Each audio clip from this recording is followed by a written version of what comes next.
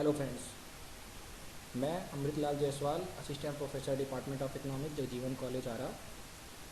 जैसा कि पिछली कक्षाओं में हमने भारत की औद्योगिक नीति 1948, 1956, 1977 और 1980 के बारे में चर्चा की और हमने ये जाना कि कैसे भारत की आज़ादी के बाद से भारत के औद्योगिक विकास के लिए भारत सरकार ने डिफरेंट टाइम पीरियड्स में डिफरेंट औद्योगिक नीति अपनाई, जिससे भारत में बड़े उद्योगों का विकास हो सके, छोटे उद्योगों का विकास हो सके और उस उद्योगों के विकास से लोगों को रोजगार मिल सके और भारत की आर्थिक स्थिति मजबूत हो सके। उसी क्रम में आज हम चर्चा करेंगे इंडियन इंडस्ट्रियल पॉलिसी 1991 की।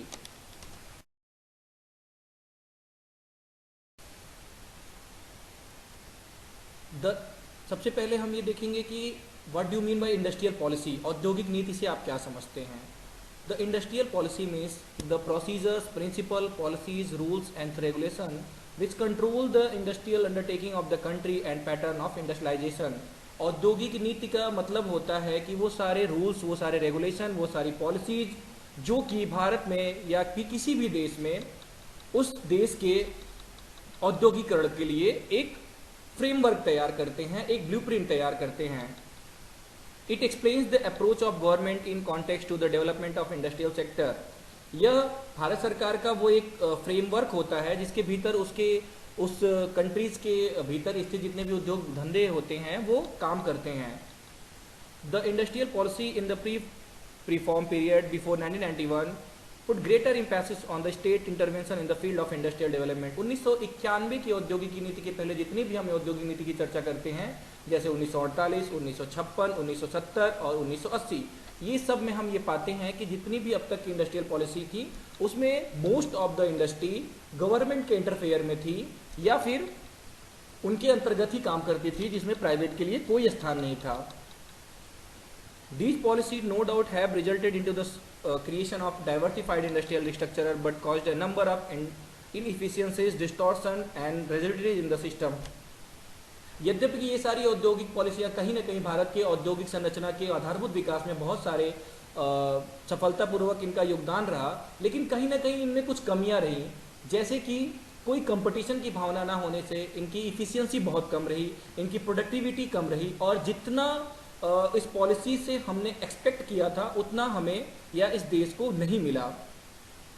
Thus, during late 70s and 80s, government initiated liberalisation measures in the industrial policy framework. इसलिए जो भी 70 और 80 के दशक में हमारे इनिशिएट लिए गए वो पर्याप्त नहीं थे, इसलिए 80 के बाद से जो भी इंडस्ट्रियल पॉलिसी आई उसके बाद से हमने धीरे धीरे लिबरलाइजेशन शुरू किया। इट मीन्स कि हमने धीरे धीरे जो भी प्राइवेट सेक्टर को भी एक अवसर देना शुरू किया।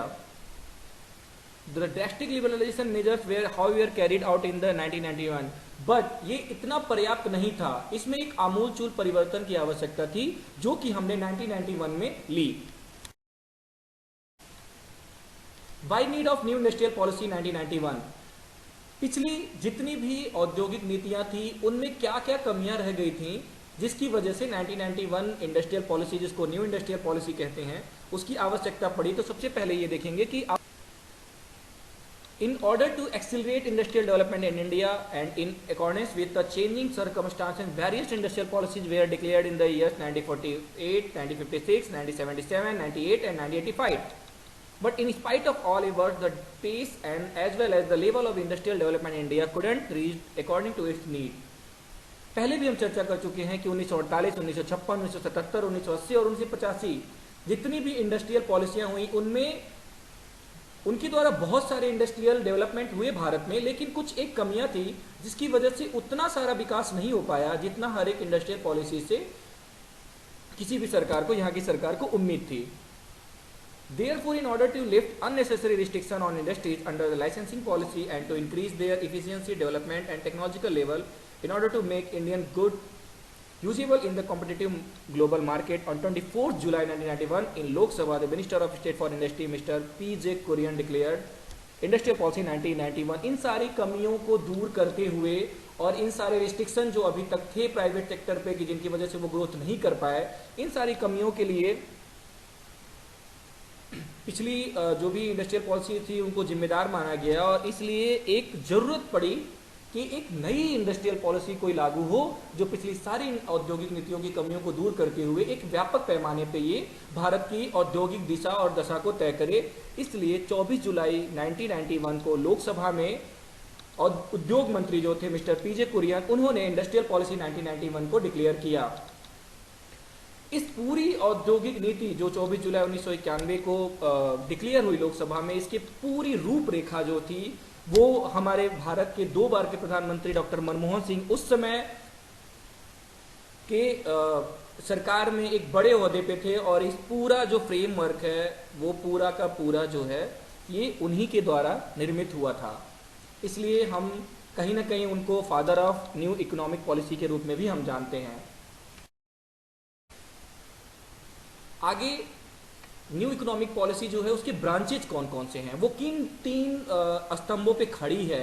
एक पूरा ओवरऑल फ्रेमवर्क जो 3 है जिन पे वो पूरा बिल्डअप है पूरा हमारा, वो ये है LPG, जिसको शॉर्ट फॉर्म में जानते हैं। L means liberalisation, P means privatisation और G मीन्स ग्लोबलाइजेशन।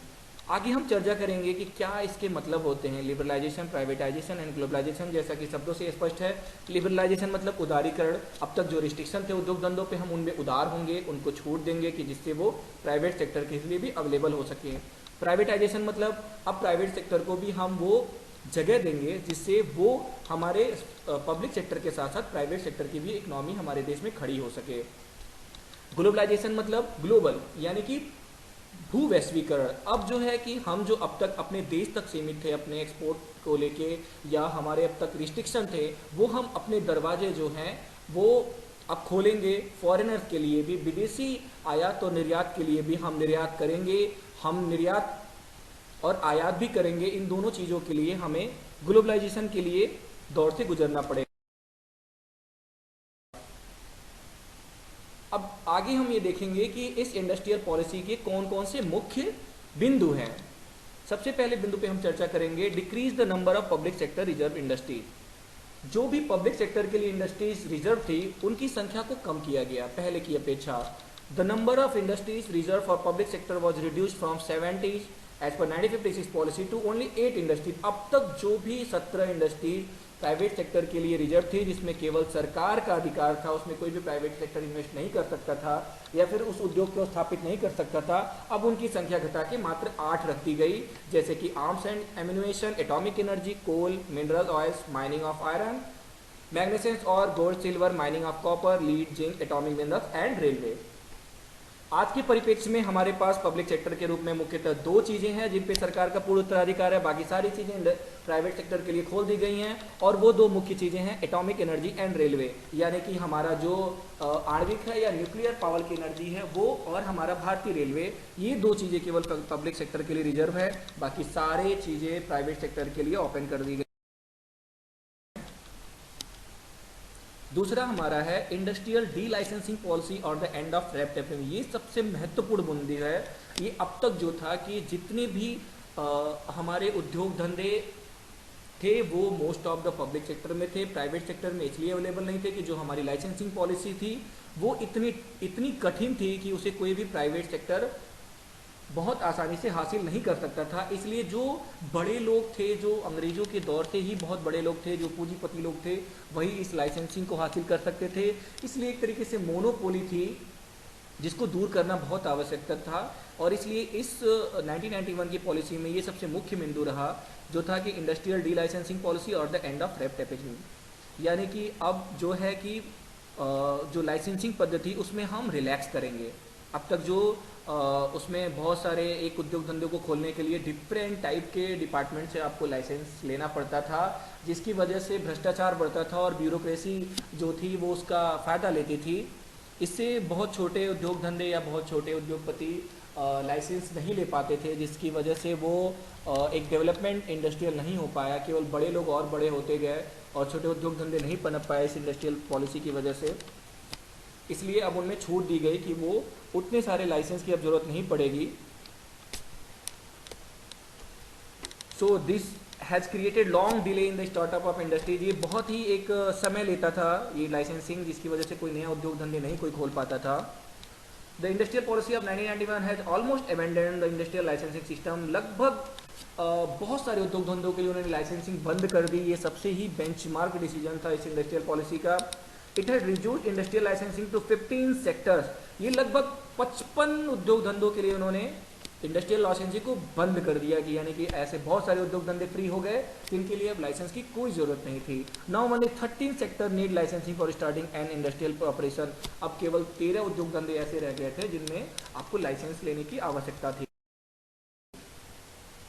तीसरा है फॉरेन इन्वेस्टमेंट पॉलिसी। अब तक जो भी देश में उद्योग धंधे थे वो बहुत सारे भारत के ही उद्योग धंधे थे और उनकी जो पूंजी थी वो भारत की पूंजी थी। कहीं से भी वो फॉरेन कैपिटल पे डिपेंड नहीं थे, जिसकी वजह से ऐसे बहुत सारे उद्योग धंधे थे जो पूंजी की कमी की वजह से डेवलप नहीं कर पा रहे थे।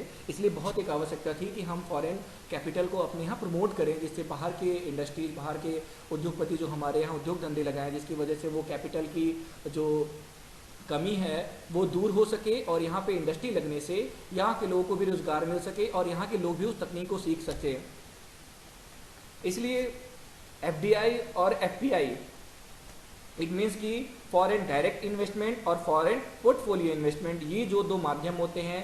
मैं आपको बता दूं कि फॉरेन डायरेक्ट इन्वेस्टमेंट ये होता है जिसमें कोई भी बाहर का व्यक्ति हमारे यहाँ न केवल इन्वेस्टमेंट करता है बल्कि यहाँ पे उस उद्योग धंधे को इस्टेब्लिश करता है। इससे यहाँ के लोगों को उस फैक्ट्री में रोजगार मिलता है, यहाँ के लोगों को अवसर मिलता है उस तकनीक को सीखने का। ये होता है एफडीआई। एफपीआई में क्या होता है कि हमारे जो फॉरेन के इन्वेस्टमेंट हैं केवल वो कैपिटल लगाते हैं यहाँ के उद्योग धंधों पे, जबकि उद्योग धंधे यहाँ के ही होते हैं। तो अगर हम ये देखेंगे तो हमें लगेगा कि एफपीआई की अपेक्षा एफडीआई ज़्यादा महत्वपूर्ण है, क्योंकि यहाँ पे कहीं ना कहीं वो आधारभूत संरचना एक डेवलप कर देता है जो लंबे समय तक किसी भी देश के विकास के लिए बहुत ही हेल्पफुल होता है। This was the first industrial policy in which foreign companies were allowed to have majority stake in India. ये पहली औद्योगिक नीति थी जिसमें हम फॉरेन कंपनी को अलाउ किए कि वो हमारे यहाँ आए और हमारे यहाँ इन्वेस्टमेंट करें। In 47 high priority industry up to 45% FDI allowed. 47 सबसे महत्वपूर्ण प्रियोरिटीज के उद्योग थे उनमें हमने 51% तक एफडीआई अलाउड कर दिया। और जो हमारे निर्यात के उद्योग धंधे थे उसमें हमने 74% लगभग अलाउ कर दिया। और आज की अपेक्षा बहुत सारे ऐसे उद्योग धंधे हैं जिनमें हमने 100% एफडीआई को अलाउ कर दिया है। इट मीन्स कि वो पूरा का पूरा हमारे यहाँ इन्वेस्टमेंट कर सकते हैं, हमारे यहाँ अपने उद्योग धंधे लगा सकते हैं और हमारे यहाँ को एक नई दिशा और दशा हमारे यहाँ के उद्योग को दे सकते हैं। सबसे चौथा महत्वपूर्ण बिंदु है amendment to MRTP act. MRTP act का फुल मीनिंग क्या होता है सबसे पहले ये समझ लेना होता है, और होता क्या है ये सबसे बड़ी जरूरी है। मोनोपोली रिस्ट्रिक्शन एंड ट्रेड, ये जो लॉ होता है ये निर्धारित करता है कि मोनोपोली हमारी सरकार की बनी रहे। इससे ये था कि अभी तक जितनी इंडस्ट्रियल पॉलिसी थी उसमें एमआरटीपी एक्ट बहुत ही स्ट्रिक्टली लागू था, जिसकी वजह से हमारा क्या है कि बाकी का प्राइवेट सेक्टर डेवलप नहीं कर पाया। इसलिए इसको बहुत संशोधित करने की ज़रूरत थी। इसलिए इस औद्योगिक नीति में ये पूरी तरह इसको डिमोलिश किया गया, इसको हटाया गया और आगे जाके इसमें और सुधार किए गए। और आगे ये हमने किया कि एमआरटीपी लिमिट जो अब तक बहुत ही कम थी उसको बढ़ा के हमने इसको 100 करोड़ तक कर दिया। और 2002 में ये पूरी तरह इसका स्थानीय हमने चेंज कर दिया। और अब आज के टाइम में एमआरटीपी की जगह पे कंपटीशन एक्ट काम कर रहा है, जिसको हम सीसीआई कहते हैं, कंपटीशन कमीशन ऑफ इंडिया। इसके अलावा बहुत सारे और महत्वपूर्ण बिंदु हैं इस 1991 पॉलिसी के, जिसमें पहला है कि reservation for small scale industry. जैसा कि हम जानते हैं कि हमारे यहाँ जो भी छोटे उद्योग धंधे हैं, जो घरेलू उद्योग धंधे हैं, जो कि जिनमें कम पूंजी की आवश्यकता होती है, उसमें हमारी भागीदारी ज़्यादा है, हमारी एम्प्लॉयमेंट की अपॉर्चुनिटी ज़्यादा है, उसमें पूंजी कम लगती है। इसलिए बहुत छोटे छोटे शहरों पे, बहुत छोटे छोटे जगहों पे स्थापित हो जाते हैं। इनकी एफिशिएंसी, इनकी प्रोडक्टिविटी, इनका प्रोडक्शन, ये सब कुछ बहुत ज़्यादा होता है। इसलिए ज़रूरत थी कि इस इंडस्ट्रियल पॉलिसी में हमारे स्मॉल स्केल इंडस्ट्रीज इन बड़ी चीज़ों से, इन बड़े उद्योग धंधों से कहीं ना कहीं नष्ट ना हो जाए, इसके लिए हमने उनको रिजर्व किया। अगला है टू लिबरलाइज द इकोनॉमी। हमने इकोनॉमी को कहीं ना कहीं लिबरलाइजेशन की तरफ बढ़ा, हमने और उदारीकरण की तरफ किया, जिसमें लाइसेंसिंग को छूट देना और एमआरटीपी और बहुत सारे इसके पहले हमने जो पढ़ा है उसके ये मुख्य मूल्यों में ये शामिल था। टू इंक्रीज एम्प्लॉयमेंट अपॉर्चुनिटी, हमने वो सारी पॉलिसी इसमें शामिल करने की कोशिश की जो कहीं ना कहीं आगे जाके भारत में एम्प्लॉयमेंट अवसर जो प्रदान करे और यहाँ के लोगों को ज़्यादा मात्रा में रोज़गार के अवसर प्रदान करे। और हम देखेंगे कि 1991 के बाद से हमारा जो जीडीपी ग्रोथ रेट है, हमारा एम्प्लॉयमेंट ग्रोथ रेट है, वो बहुत ही ज़्यादा मात्रा में इंक्रीज हुआ था। नेक्स्ट है to encourage foreign assistant and co partnership. आगे जाके 1991 के बाद से हमने जैसा कि फॉरेन कैपिटल को हमने अपने यहाँ मंजूरी दी, न केवल फॉरेन कैपिटल को मंजूरी दी बल्कि बहुत सारे देशों के साथ हमने ट्रेड रिलेशनशिप बनाए, जिसकी वजह से बहुत सारे टैरिफ और कोटा में हमने रिलैक्स किया। उनके यहाँ को अपने यहाँ इंपोर्ट करने के लिए, अपने यहाँ से एक्सपोर्ट करने के लिए बहुत सारे ट्रेड पॉलिसीज और ट्रेड रिलेशन हम लोगों ने बाकी देशों के साथ बनाए। नेक्स्ट है कि to make the public sector more competitive. जैसा कि हम जानते थे कि अब तक बहुत सारे उद्योग धंधे हमारे पब्लिक सेक्टर तक सीमित थे, लेकिन इसके बाद से हमने उन्हें एक अवसर दिया कि वो प्राइवेट सेक्टर में उनमें इन्वेस्टमेंट कर सके, उन उद्योग धंधों को लगा सके। और प्राइवेट सेक्टर के आने से क्या होगा कि पब्लिक सेक्टर और प्राइवेट सेक्टर के बीच एक कंपटीशन की भावना होगी। और हम जैसा कि जानते हैं कि जब भी कहीं पे भी कंपटीशन की भावना होती है तो वो जो आउटपुट निकल के आता है वो मोर इफिशियंट होता है, मोर प्रोडक्टिव होता है। नेक्स्ट है to liberate the economy from various government restriction. ये जो सबसे महत्वपूर्ण है, अब तक बहुत सारे जो रिस्ट्रिक्शन थे बहुत सारे उद्योग धंधों पे कि उनमें केवल सरकार का मोनोपोली था, उन सब सारी रिस्ट्रिक्शन से हमने गवर्नमेंट को जो उस पर कब्जा था उसे धीरे धीरे हमने रिलैक्स किया कि गवर्नमेंट धीरे धीरे अब उद्योग धंधों से अपने को रिलैक्स करेगी और बहुत सारे उद्योग धंधे प्राइवेट सेक्टर के लिए ओपन करेगी। नेक्स्ट है to give liberty to private sector to work independently. और इस अब तक जितने भी पॉलिसीज थे उनमें थोड़ी बहुत जगह इंडस्ट्रियल प्राइवेट सेक्टर के लिए थी, बट उनकी काम करने का जो ढंग था वो कहीं ना कहीं उस पर एक रिस्ट्रिक्शन था गवर्नमेंट का, जिसकी वजह से वो फुल फेज में फुल इफिशिएंट रूप में काम नहीं कर पा रहे थे। लेकिन 1991 की पॉलिसी के बाद से या न्यू इकोनॉमिक पॉलिसी से हमने ये प्रयास किया कि प्राइवेट सेक्टर को वो सारी सुविधाएं दी जाएं, वो सारे फैसिलेशन दी जाएं, जिसकी वजह से वो फ्रीली काम सकें। और जब भी वो इंडिपेंडेंटली और फ्रीली काम करेंगे तो ये डेफिनेटली ये होगा कि वो मोर इफिशिएंटली काम करेंगे और मोर प्रोडक्टिविटली काम करेंगे और कहीं ना कहीं ये देश के औद्योगिक विकास में एक बेंचमार्क क्रिएट करेंगे। अंत में हम ये देखेंगे कि इसका क्या इम्पैक्ट रहा और क्या ये कितना हेल्पफुल रहा भारत की इकोनॉमी के लिए। तो the new industrial policy announced by the government is a landmark policy in the history of industrial development of the country. जैसा कि हम जानते हैं कि पिछली सारी इंडस्ट्रियल पॉलिसी जितनी थी उन सब में ये इंडस्ट्रियल पॉलिसी कहीं ज़्यादा बेहतर, कहीं ज़्यादा पावरफुल थी।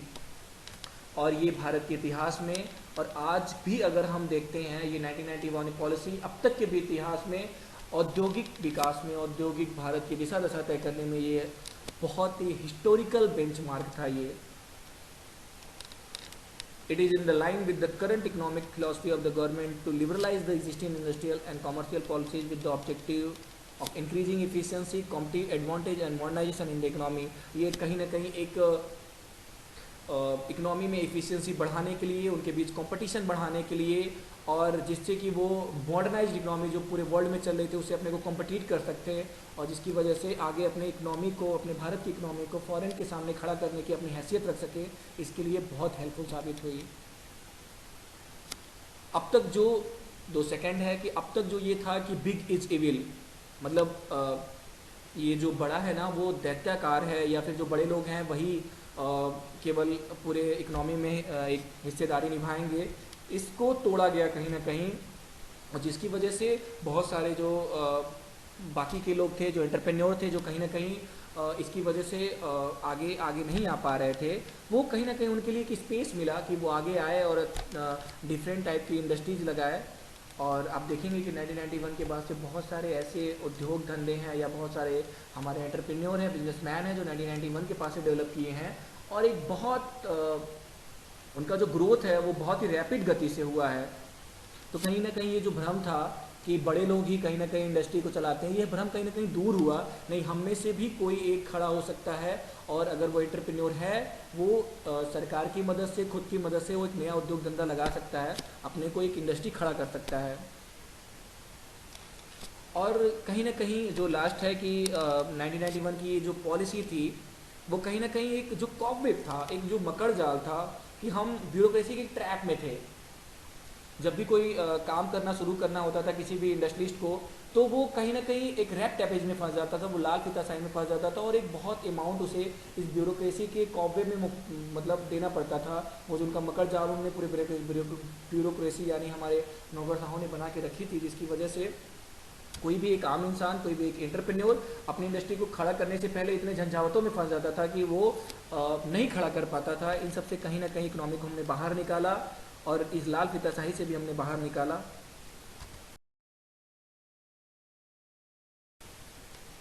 अंत में थैंक यू। और अब तक